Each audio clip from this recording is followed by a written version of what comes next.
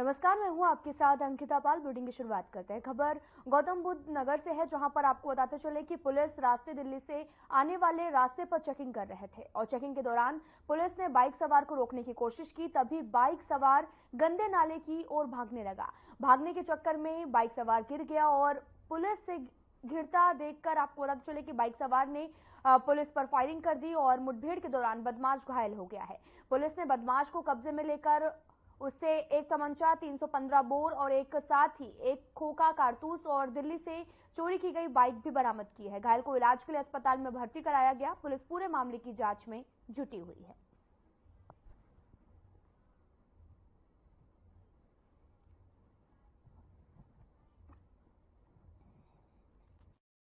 थाना फेज 1 की police sector 14A की जो फ्लाईओवर है उसके नीचे चेकिंग कर रही थी।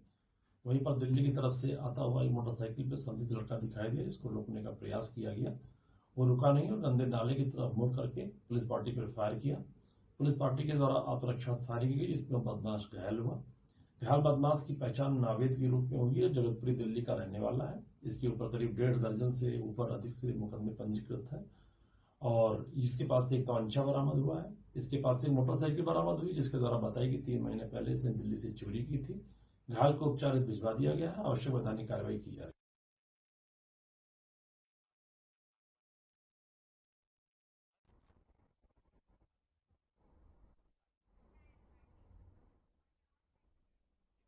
थाना फेज 2 की पुलिस की तरफ से भंगेलकट पर आपको बता दें कि चेकिंग की जा रही थी।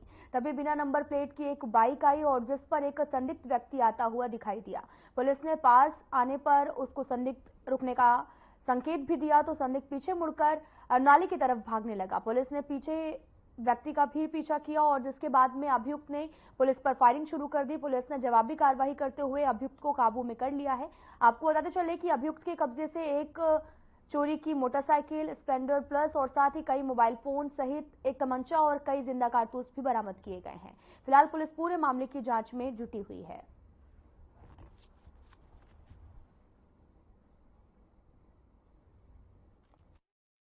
पुलिस आयुक्त महोदय गौतम बुद्ध नगर के निर्देशानुसार जनपद में वांछित अपराधियों के विरुद्ध चलाए जा रहे अभियान के अंतर्गत आज दिनांक 17 मार्च को मंगेल कट के पास फेज 2 थाना पुलिस टीम के द्वारा चेकिंग की जा रही थी। उसी दौरान एक संदिग्ध व्यक्ति बाइक से आता हुआ दिखाई दिया। उक्त व्यक्ति को रुकने का इशारा किया गया, परंतु वह नहीं रुका। पीछा करने पर उसने पुलिस टीम पर जान से मारने की नियत से फायरिंग करने लगा।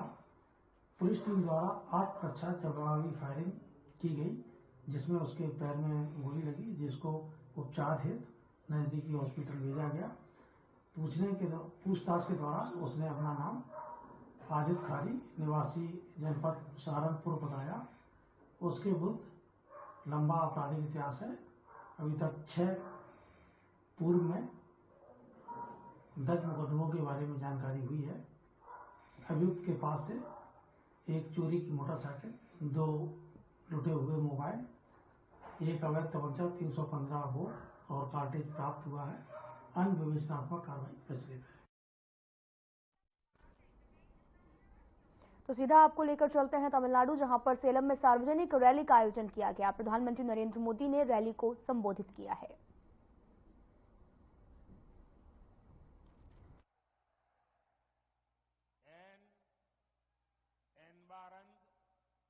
तमिल सगोदर सगोदरगळे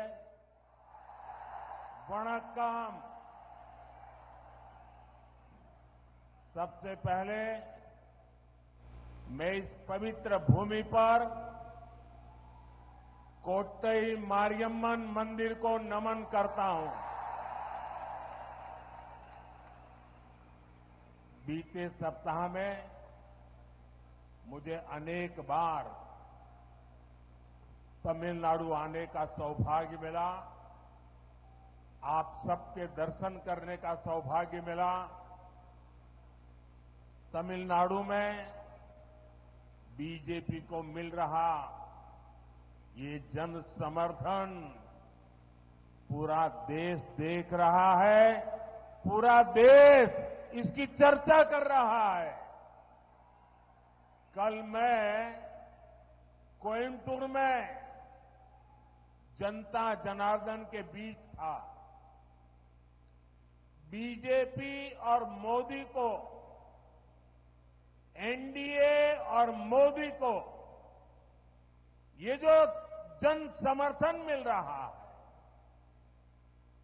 ये जो आशीर्वाद मिल रहे हैं, इसने डीएम की सरकार की नींद उड़ा दी है, नींद उड़ा दी है।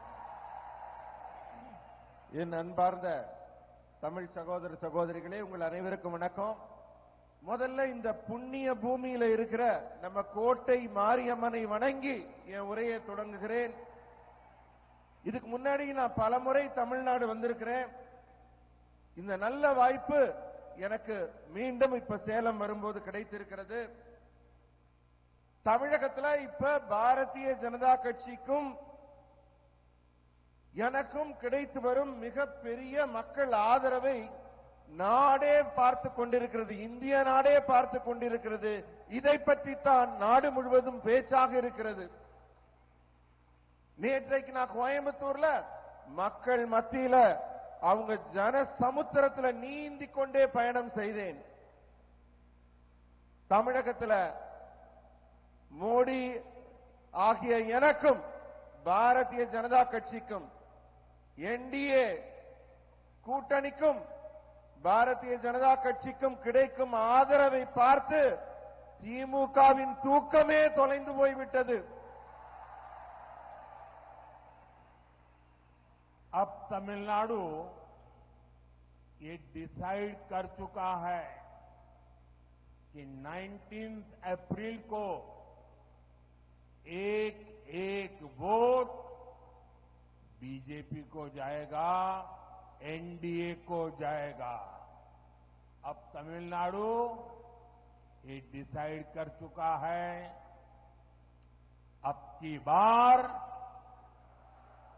400 पार, अब की बार 400 पार, डेवलप भारत के लिए, 400 पार, डेवलप भारत के लिए, 400 पार, डेवलप तमिलनाडु के लिए, 400 पार, डेवलप तमिलनाडु के लिए, मॉडर्न इंफ्रास्ट्रक्चर के लिए, मॉडर्न इंफ्रास्ट्रक्चर के लिए, थर्ड लार्जेस्ट इकोनॉमी के लिए, थर्ड लार्जेस्ट इकोनॉमी के लिए, 400 पार, आत्मनिर्भर भारत के लिए, आत्मनिर्भर भारत के लिए, फार्मर वेलफेयर के लिए, फार्मर वेलफेयर के लिए, फिशरमैन की समृद्धि के लिए, फिशरमैन की सुरक्षा के लिए 400 पार, अब की बार इम्मुरई नानोरुक्कु मेल जुनून नांगो नानोरुक्कु मेल. நண்பர்களே, தமிழ்நாடு மக்கள் ஒரு முடிவு செஞ்சிட்டாங்க. இந்த முறை ஏப்ரல் 19 அன்று விழுகிற ஒவ்வொரு ஓட்டும் பாரதிய ஜனதா கட்சிக்கும் என்டிஏ கூட்டணி கட்சிக்கும் என்று மக்கள் உறுதியாக முடிவு செய்து விட்டார்கள். தமிழகத்தின் இந்த உறுதியான முடிவினால் ஆட்சியில் மீண்டும் வேண்டும், மோடி வேண்டும் என்ற முடிவு செய்திருப்பதால் வெற்றியின் எண்ணிக்கை 400-ஐ தாண்டும். வளர்ச்சியடைந்த இந்தியாவிற்கு 400-ஐ தாண்ட வேண்டும். வளர்ச்சியடைந்த தமிழகத்தை அடைய 400-ஐ தாண்ட வேண்டும். நவீன உள்கட்டமைப்பிற்கு வெற்றி எண்ணிக்கை 400-ஐ தாண்ட வேண்டும். மூன்றாவது மிகப்பெரிய பொருளாதாரத்தை உருவாக்குவதற்காக 400-ஐ தாண்ட வேண்டும். பாரதம் தன்னிறைவு பெற 400-ஐ தாண்ட வேண்டும். பிரதமர் அவர்கள் தமிழ்ல சொன்னாங்க இல்லையா, 400க்கும் மேல. பாரதம் தன்னிறைவு பெற 400க்கும் மேல. விவசாயிகள் பயனடைய 400க்கும் மேல. மீனவர்கள் பாதுகாப்புக்கு 400க்கும் மேல. எல்லாரும் சொல்லுங்க, இம்முறை மீண்டும் 400 வேண்டும். இம்முறை மீண்டும் जून 4 साथियों, डेवलप तमिलनाडु के एनडीए के मिशन को एक और नई ऊर्जा मिली है। हमारे वरिष्ठ नेता और मेरा व्यक्तिगत संबंध भी जिनके साथ ज्यादा है, सब पीएमके ने भी एनडीए के नेतृत्व में तमिलनाडु का भाग्य बदलने की घोषणा की है। अय्या डॉक्टर रामदास जी का अनुभव और डॉक्टर अंबुमणि रामदास का टैलेंट, उनका परिश्रम तमिलनाडु के डेवलपमेंट को नई ऊंचाई देने में मदद करेगा। मैं एनडीए में शामिल होने पर उनका स्वागत करता हूं, अभिनंदन करता हूं।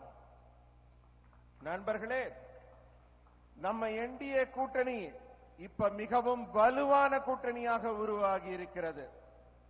நேற்று நமது பாட்டாளி மக்கள் கட்சியின் தலைவர்கள் நம்ம என்டிஏ கூட்டணியில இணைய சம்மதித்துள்ளனர். ஐயா டாக்டர் திரு ராமதாஸ் அவர்களும் திரு டாக்டர் அன்புமணி ராமதாஸ் அவர்களும் அவர்களுடைய திறமை, அவர்களுடைய ஆற்றல், அவர்களுடைய தொலைநோக்கு இவற்றையெல்லாம் கொண்டு தமிழகத்தை ஒரு புதிய உயரத்திற்கு, புதிய முன்னேற்றத்திற்கு கொண்டு செல்ல ஒரு உத்வேகமே நமக்கு கிடைத்திருக்கிறது. என்டிஏ கூட்டணியில் இணைத்துக் கொண்டுள்ள பாட்டாளி மக்கள் கட்சியின் தலைவர்களையும் தொண்டர்களையும் நான் வருக வருக என்று வரவேற்கிறேன். साथियों, सेलम में कई बार आया हूं और आज जब सेलम आया हूं तो बहुत सी पुरानी यादें भी ताजा हो गई है। 40-45 साल पहले जब मैं कैलाश मानसरोवर की यात्रा पर गया था तो यहां सेलम का एक नौजवान रत्नावेल मेरे साथ, मेरे ग्रुप में था। रत्नावेल मुझे थोड़ी बहुत तमिल सिखाने का भी प्रयास करता था और उससे मुझे सेलम के विषय में, तमिलनाडु के विषय में बहुत कुछ जानने को मिलता था और मेरे मन में तब से सेलम के प्रति एक आकर्षण रहा। रत्नावेल जी का वहां से कैलाश मानसरोवर यात्रा करने के बाद उन्होंने आकर के यहां एक रेस्टोरेंट चालू किया था, लेकिन दुर्भाग्य से वो अकस्मात में उनकी मृत्यु हो गई। बहुत छोटी आयु में मेरा वो दोस्त चला गया। अब वो हमारे बीच नहीं है। काफी समय पहले उनका हादसे में देहांत हो गया था। நண்பர்களே, நான் பலமுறை சேலத்துக்கு வந்திருக்கேன். இந்த முறை சேலம் வரும்போது எனக்கு என்னுடைய பழைய ஞாபகங்கள் எல்லாம் சேர்ந்து வருகிறது. இன்னைக்கு ஒரு 40-50 வருஷம் முன்னாடி நான் கைலாஸ் மானசரோவர் யாத்திரை செல்லும் போது என்னுடைய கூட ஒரு பெரிய குழு வந்திருந்தாங்க. அந்த குழுவுல ஒரு இளைஞர் இருந்தார், இந்த ஊரை சேர்ந்தவர், ரத்னவேல் என்பது அவருடைய பெயர். எனக்கு அவர் ஞாபகம் வருது சேலம் வந்தோன்னு. அவர் என் கூட வரும்போது சேலத்தோட பெருமைகள், இந்த ஊரை பத்தின நல்ல நல்ல விஷயங்கள் எல்லாம் என்கிட்ட சொல்லிக்கிட்டே வந்தாரு. சேலத்தோட பல செய்திகள் சொன்னாங்க. அதை கேட்டதுல இருந்து எனக்கு சேலத்தின் மீது ஒரு மிகப்பெரிய ஒரு ஈர்ப்பே உருவாகிடுச்சு. அவரு அங்கே திரும்பி வந்து இங்க ஒரு உணவகத்தை வைத்து நடத்தி கொண்டிருந்தார். துரதிருஷ்டவசமாக இப்போது அவர் நம்மிடையே இல்லை. ஒரு விபத்தில் அவர் தன் உயிரை இழந்து விட்டார். அவருடைய நினைவு எனக்கு இங்கு சேலம் மண்ணில் கால் பதித்ததும் வந்து கொண்டிருக்கிறது. यहां सेलम में मेरी बहुत आत्मीयता के.एन. लक्ष्मणन जी से भी थी। लक्ष्मणन जी ने यहां तमिलनाडु में बीजेपी के विस्तार में बहुत बड़ी भूमिका निभाई थी। इमरजेंसी के दौरान भी उन्होंने बहुत बड़ा संघर्ष किया था। उन्होंने बहुत सारे स्कूल भी शुरू करवाए थे। आज सेलम आया हूं तो जैसा कि आपने सुना कि प्रधानमंत्री नरेंद्र मोदी तमिलनाडु पहुंचे थे, जहां पर उन्होंने अपनी पुरानी यादों का जिक्र किया है। फिलहाल यहां रुकते हैं एक छोटे से ब्रेक के लिए।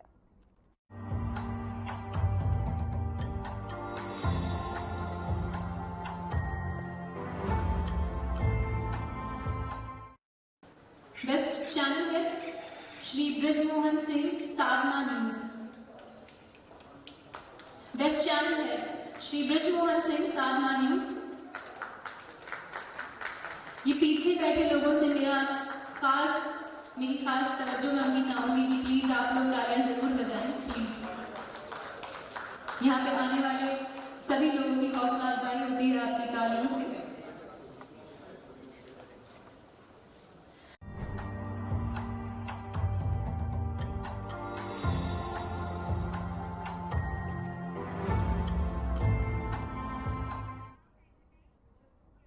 ब्रेक के बाद स्वागत है आप सभी का। तो सीधा आपको लेकर चलते हैं दिल्ली, जहां पर संबित पात्रा पीसी कर रहे हैं और साथ ही बीजेपी के राष्ट्रीय प्रवक्ता संबित पात्रा ने पीसी की है। गवर्नेंस महत्वपूर्ण है। तीसरा समन आया था तो बहाना क्या था, मैं विपස්සना करने गया हूं।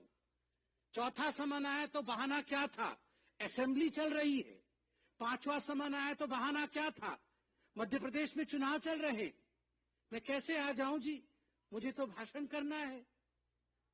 9 समन 18 बहाने, मगर ये बहाने चलने वाले नहीं है। कल से टेक्निकल बहाने दिए जा रहे हैं। और वो टेक्निकल बहाने क्या है? अरे कोर्ट में तो इन समन्स को खारिज कर दिया, कोर्ट में तो हमें बेल मिल गया, फिर किस आधार पर ईडी हमें बुला रही है, फिर किस आधार पर जांच एजेंसी समन भेज रही है। ये जो पहला प्रश्न है, क्या कोर्ट ने इन समन्स को खारिज किया है? जो बार बार आम आदमी पार्टी के सबसे बड़े नेता अरविंद केजरीवाल जो बार बार कह रहे हैं कि ये समन्स इल्लीगल है। Are they illegal? क्या ये इल्लीगल है, गैर कानूनी है? चलिए पर्दाफाश किया जाए। यह दस्तावेज है। दस्तावेज क्या कहती है, क्या दस्तावेज है? ये समन्स इल्लीगल है, इन पर रोक लगाया जाए, इस विषय को लेकर अरविंद केजरीवाल जी राउज एवेन्यू के कोर्ट में गए थे। In the court of miss Divya Malhotra, ACMM 01, Rouse Avenue, district courts, new Delhi. ये पहला डिस्प्ले मैं आपके सामने कर रहा हूं। उसमें क्या लिखा गया है? उसमें लिखा गया है, ये 7 फरवरी 2024 का है। स्पष्ट रूप से उसमें शुरू होता है, this is a complaint filed under section 200 of the Code of Criminal Procedure 1973, by way of this order, I shall decide whether there is sufficient material for taking cognizance of the offence under section 174 of the Indian Penal Code 1860 and the grounds for proceeding against the proposed accused mister Arvind Kejriwal. Court में क्या कहा गया? Court में कहा गया, केजरीवाल जी ने जाके कहा कि जो ईडी ने समन भेजा था वो गैर कानूनी है और इसको विड्रॉ कराया जाए, ये ठीक नहीं है। तो कोर्ट में जज साहिबा क्या कहती है कि ये जो कंप्लेंट आया है, कंप्लेंट क्या आया है कि गैर कानूनी है, विड्रॉ किया जाए। मैं इस पे अभी दस्तावेजों के आधार पर स्टडी करके अपना जजमेंट दूंगी। और सेक्शन 174 क्या होता है? सेक्शन 174 होता है कि यदि कोई जांच एजेंसी आपको समन करे और आप उस समन का सम्मान न करें तो आपके ऊपर कानूनी कार्यवाही हो सकती है।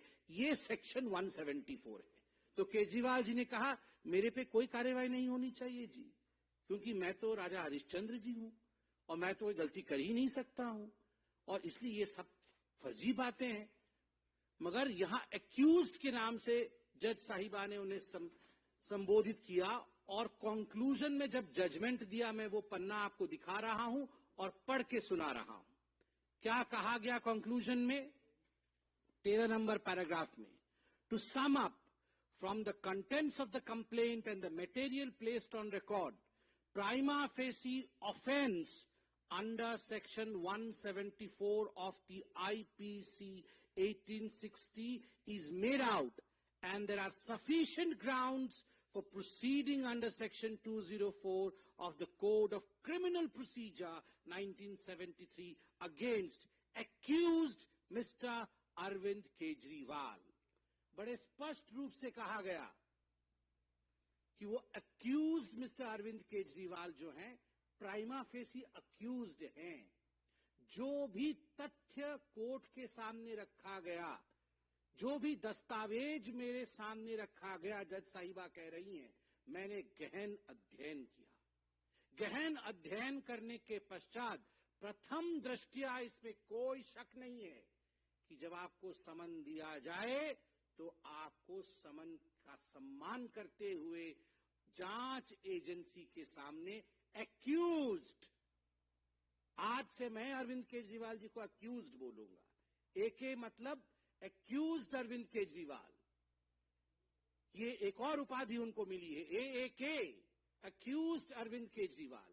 ये एक्यूज्ड अरविंद केजरीवाल जी हैं और उनको आके उनकी सफाई देनी पड़ेगी। आगे जज साहिबा क्या कहती है ये भी आप सुन लीजिए। Accordingly, issue summons to accused Mr. Arvind Kejriwal for the offence under section 174 of the Indian Penal Code 1860 for 17/2/2024, announced in the open court today on 7th day of February 2024। इसलिए आप और समन्स इशू करिए। Court ने कहा समन issue करिए, court ने कहा prima facie accused है, कोर्ट ने कहा कि आपको अपीयर होना पड़ेगा। आप कैसे कह रहे हैं कि ये जो समन्स थे वो इलीगल थे? तो मी लॉर्ड, सर जी, क्योंकि सर जी जो सोचते हैं कि वही लॉर्डशिप है, तो हम तो छोटे हैं, हम तो आम आदमी, और अरविंद केजरीवाल जी को लगता है वही सर्वे सर्वा है। तो मैं उनको ही कह रहा हूं, मी लॉर्ड अरविंद केजरीवाल जी, आपका जो सबमिशन था that has fallen flat. Your submission that these summons were illegal has fallen flat. वो illegal नहीं थे। My lord, आज आम आदमी भी समझ सकता है कि वो लीगल थे, क्योंकि हिंदुस्तान की कोर्ट ने ऐसा कहा। तो अरविंद केजरीवाल ने कहा, अरे ये क्या हो गया, कोर्ट ने तो मेरी पोल खोल दी। तो तुरंत भागे, कहां गए? फिर कोर्ट चले गए कि रिव्यू करिए। मैं तो बहुत बड़ा सत्यवादी पुरुष हूं, मेरे से बड़ा तो सत्यवादी कोई है नहीं, मैं तो भ्रष्टाचार कर ही नहीं सकता, इसलिए आप इसको रिव्यू कर दीजिए, ये जजमेंट ठीक नहीं। तो कहां गए? फिर से कोर्ट में गए और कोर्ट में जाके उन्होंने केस फाइल किया। Revision petition against the order dated 7/3/2024, जो ऑर्डर मैंने पढ़ा, is stated to have been filed by the accused. Court ने लिखा कि एक रिवीजन पिटीशन फाइल किया केजरीवाल जी ने, और फिर कोर्ट आगे कहती है कि we received and perused documents, there is no stay on the proceedings. सबसे महत्वपूर्ण बात जो कोर्ट कहती है, no stay on the proceedings. आपने रिवीजन के लिए फाइल किया केस कि नहीं, ये जो है एक्यूज्ड है, प्राइमा फेसी एक्यूज्ड है, इसको रिवाइज कर दिया जाए, सेक्शन 174 के तहत रोक लगा दिया जाए। मगर कोर्ट ने कहा no stay on the proceedings, कोई स्टे नहीं है जी। आप अपने आप को सेल्फ सेटिस्फाई कर सकते हो, सेल्फ अटेस्ट कर सकते हो कि मैं सबसे बड़ा सत्यवादी व्यक्ति हूं, किंतु आपको स्टे नहीं मिलता है, आपको आगे जाना पड़ेगा। आगे कोर्ट क्या कहती है? कोर्ट कहती है offence under the section 174 IPC being bailable, accused is admitted to bail upon furnishing of personal bond in the sum of rupees 15,000 with one surety of the like amount. Court कहती है कि आपके stay को हम proceed नहीं, उसको रोक नहीं सकते, कोई स्टे नहीं होगा उसके ऊपर, मगर हां जो समन आपको सरकार दे रही है, एजेंसी दे रही है, आप संविधान रूप से उसमें जाना चाहिए, नहीं जा रहे हैं, उसमें संवैधानिक प्राविधान के अनुसार गिरफ्तारी भी हो सकती है, किंतु हम उसमें, वो बेलेबल है, हम उसमें आपको बेल देते हैं। तो 15,000 के मुचलके पे बाहर है अरविंद केजरीवाल, और उस पे ऐसी मूछे ताव मार रहे हैं जैसे पता नहीं क्या कर दिया। वो तो ऐसे ऐसे मूछे करके कल से बता रहे हैं कि देखो जी मैं तो बेल पे बाहर हूं, मैं तो बेल मिल गया है, मुझे बेल मिल गया है। मतलब जिसको बेल मिल गया है वो कातिल नहीं है, जिसको बेल मिल गया है उसने भ्रष्टाचार नहीं किया। मतलब कुछ तो गड़बड़ी थी ना, जो बेल लेने की नौबत आई। अगर आप दूध के धुले होते, पाक साफ होते, तो बेल की आवश्यकता क्या पड़ती। अरविंद जी, तो जैसा कि आपने सुना कि संबित पात्रा लगातार केजरीवाल पर समन को लेकर सवाल उठा रहे हैं। फिलहाल इस वीडियो में इतना ही। नमस्कार।